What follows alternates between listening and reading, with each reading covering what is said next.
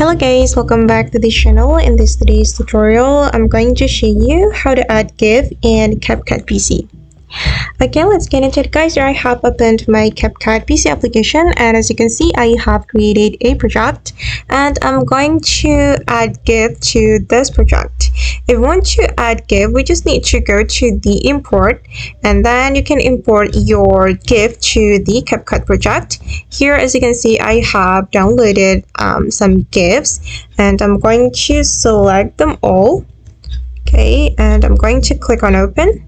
Okay, now the GIFs have been imported to my Capcut project, and I'm going to add this GIF to my Capcut timeline. Okay, and I'm going to adjust the size just like so. I'm going to place it right here, and I'm going to make it align with my video, and this is the final result. Wait, I'm going to play the video. Alright guys, and that's all the way to add GIF in Capcut PC. I hope this tutorial will be useful for you. Thank you so much for watching and see you in the next video.